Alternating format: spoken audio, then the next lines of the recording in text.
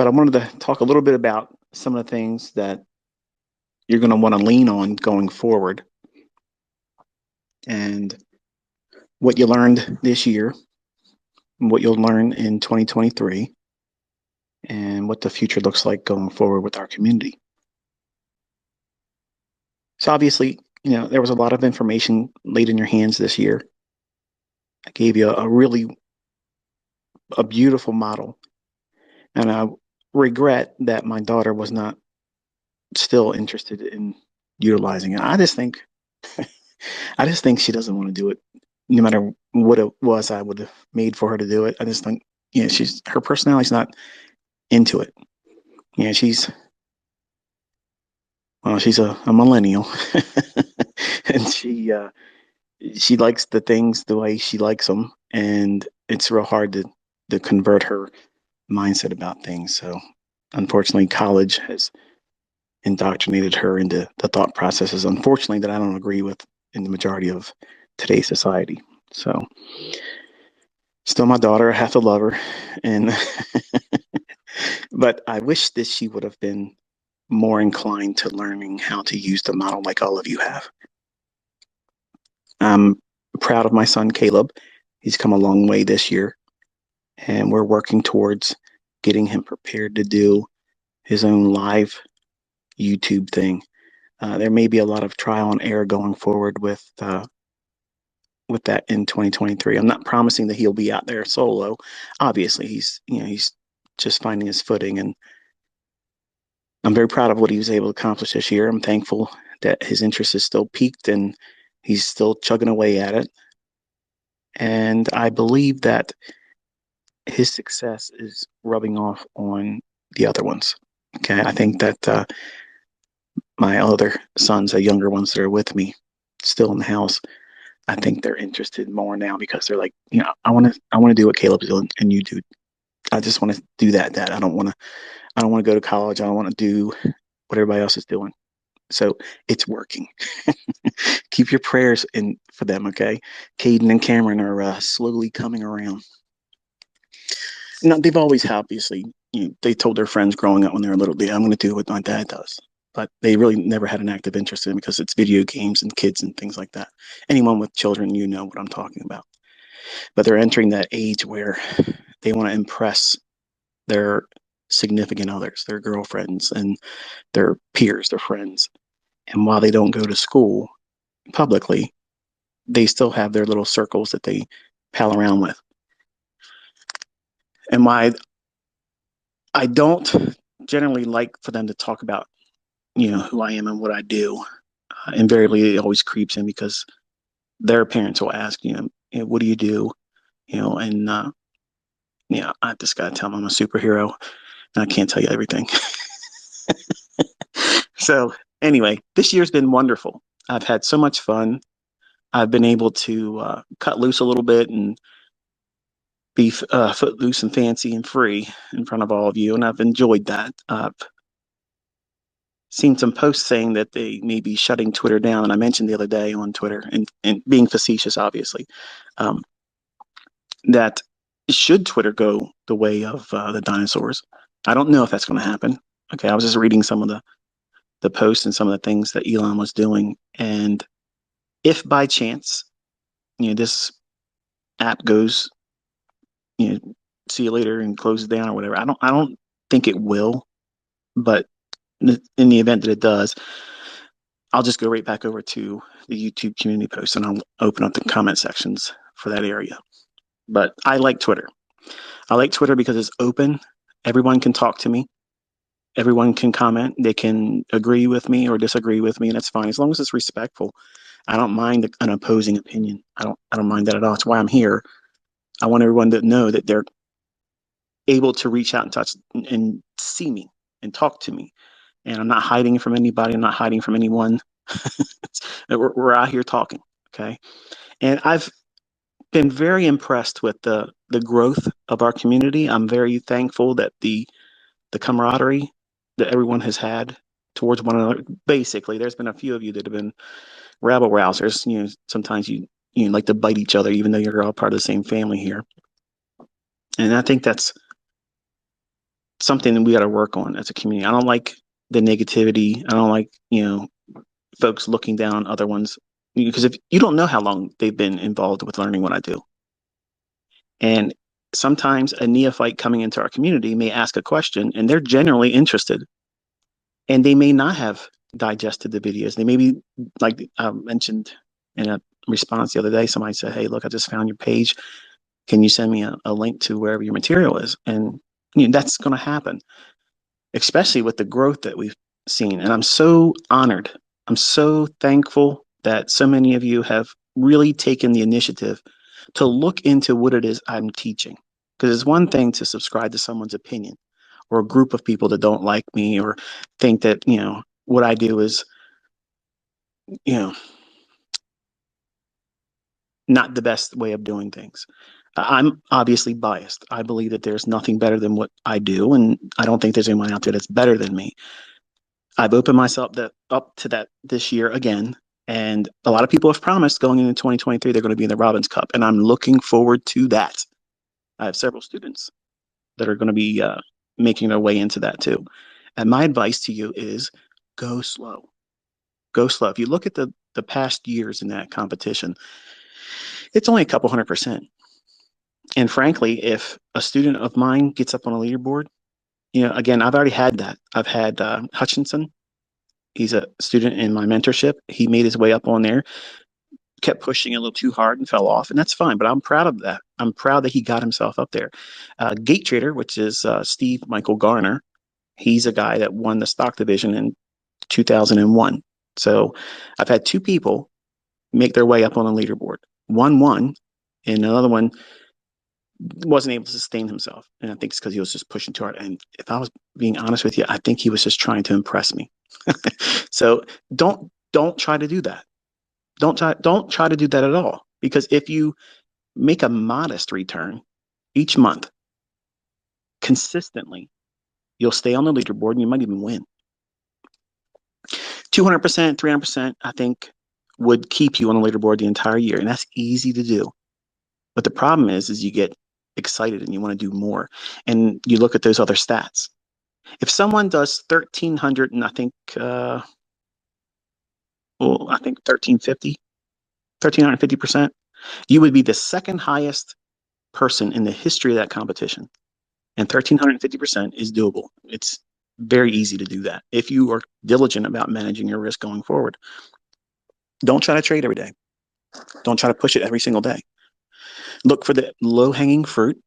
And this goes for anyone, not just the competition folks that are out there getting ready for battle.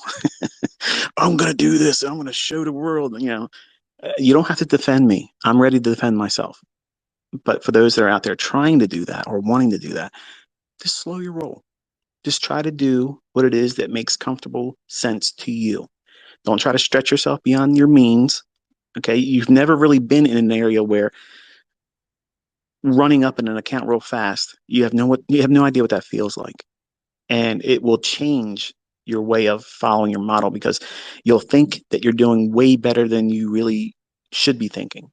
In other words, you'll take bigger risks, you'll trade more frequently just to outpace what you've already done. And that's the mistake that everybody in that competition and every other competition makes. They keep trying to tweak it a little bit more, twist a little bit more. I'm not satisfied with this. Let me go a little bit more. If you have a winning day, stop there. There's been so many people in that competition. I watch it every single day. I love watching the fluctuations of individuals going up and down, up and down. And you can see that they're taking enormous risks, enormous, and they're not really giving themselves the proper chance to win. And I've watched guys last year do incredible run-ups in equity. And I've literally said, look, if this person could stop right now, they're number two. And that's the second highest person. When I say number two, not number two in the ranking on Robbins Cup, but they're number two next to Larry Williams' highest return. Now, it wouldn't be even close to it, obviously, but still, they were there. All they had to do was stop, but they weren't satisfied. That's the problem with competitions. You end up becoming addicted to beating Your imagination. What could you have done if you would have held on that last trade, or if you would have taken this many more contracts or this many more lots? And that is the problem with competitions, because you lose sight of what you're trying to do. You get drunk with the bloodlust of trying to vanquish everyone else, and you lose sight of just doing enough to win. That's all you got to do, just do enough to win. Anybody that goes into that competition, anyone, I have the utmost respect for. I've always said this because that's a very, very hard competition. Because once you appear on the leaderboard, your ass better stay there. Because otherwise, everyone watched you fall off. Flash in a pan, one hit wonders, making it to number 5 spots and falling off the very next day with someone with a lower percentage rate. That's not all that impressive. But someone that can climb up consistently, even if it's small incremental gains, man, that's, in my book, that is respectful. That's respectable, rather. I have the utmost respect for that because, number one, everybody can see you. There is no safety net out there. Multiple accounts can't save you. One account gets on that leaderboard. One. That's it. And it better stay there. And that's what happens when people finally get to that leaderboard and it's 5 spots. And those returns are not even that big. But they end up chasing the people around them on that leaderboard. Or if someone's starting to climb up, let me make sure I gain some more distance between them and I. Don't do that. If you literally look at what they have done over the years in that history of that competition, they haven't had a lot of big run-ups. It's a couple 100%. That's it. And you can do that with 12% a month. 12% a month is easy, folks. It's really, really easy. What makes it difficult is you're not satisfied. When you get what it is that you require for the week, you just want to do it again because, it doesn't feel like you're being productive. It feels like you're not doing the things that a trader should do, when in fact, that's exactly what a trader does. A trader looks for opportunities that are so overwhelmingly in their favor, not just taking every potential setup and saying, well, I win more on average. That's, to me, foolish. You want to be able to keep things in line with what's the highest probability for you to have a favorable outcome. Meaning, why should you, even though you've seen me and maybe other traders too, buy and sell on the same day? Why should you, as a developing student, try to do that? Focus on where is the largest magnitude, higher or lower in price. Is that daily range going to expand higher or lower? If it's going to be expanding higher, focus just on buys. There's no reason for you to be in there trying to impress yourself or me. And I see you guys doing it. You're posting stuff saying, hey, look, this is what I did. Sometimes there's days where I know that you got lucky there. And I'm not going to high five that. When it's a one-sided day and individuals have worked at one side only, I usually like or heart those posts because you're doing what it is I've taught you. Every single one of you, even in my mentorship groups from even 2016, none of them should be expecting themselves to be able to go up and down all day long in the same market, buying and selling. I don't think that they should have that expectation of themselves. That takes a high degree of focus, experience, and frankly, it's not easy to do that. It took a long time for me to do that because sometimes I would get in there and I'd be right, but I'd hold on to it too long and it would come back and stop me out and it'd be a losing trade. Or I'd go in, I'd have a winning trade, I'd add more, and then leave the stop lower than moving it up. And wherever the original stop was, I'd leave it there. And then by building in bigger position, now I take a larger hit than I initially would have if I just would have put one position on. Over time, I learned how to do less of that on the wrong side. And my bigger positions would be in favor of the direction of the candle on the daily chart. In other words, if it's more likely to go higher or not necessarily close higher, but expand, the biggest move of the day would be seeing more movement to the upside from the opening. Then buying in those types of days, majority of my risk will be on that. Now, if I see a London close or a late afternoon, if it's an equities trade, I might trade back inside the range, or maybe it's a lunchtime fade that comes back for the stops or whatever. Then that's going to be a lot less risk or allocated risk to that type of trade because it'd be going against the daily expansion that I would be favoring more risk behind that type of trade versus something that would be counter trend. Think of it like that. Like if we could look at it as a daily range expanding higher, that would be a buy model for the daily interval. So if that is the case, I'm not willing to take a very large position or pyramid going short in those type of days.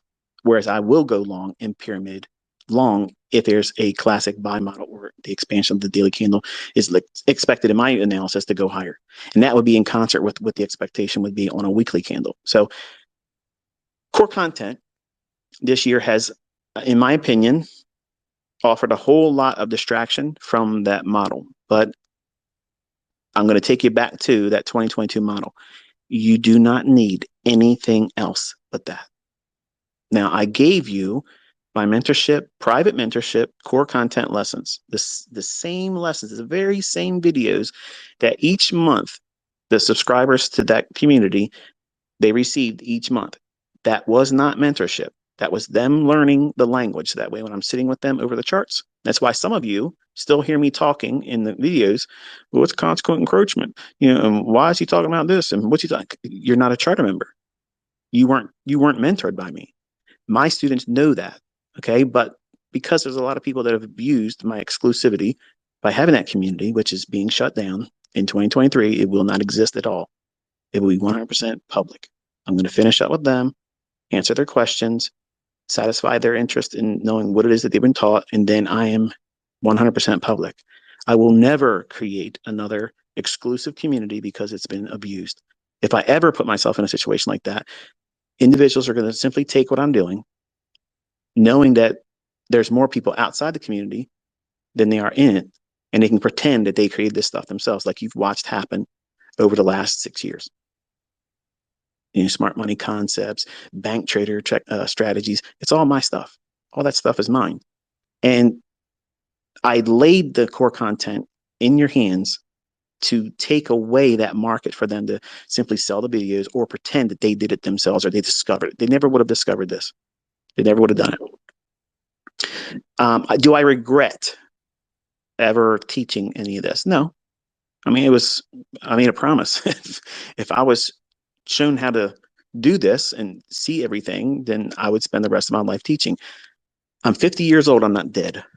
Okay. I have a lot of energy in me that I want to direct to obviously education. I like doing it. I love being a teacher. And I think that I have a group of people that like listening and learning from me. And as long as I have that, I'll be teaching.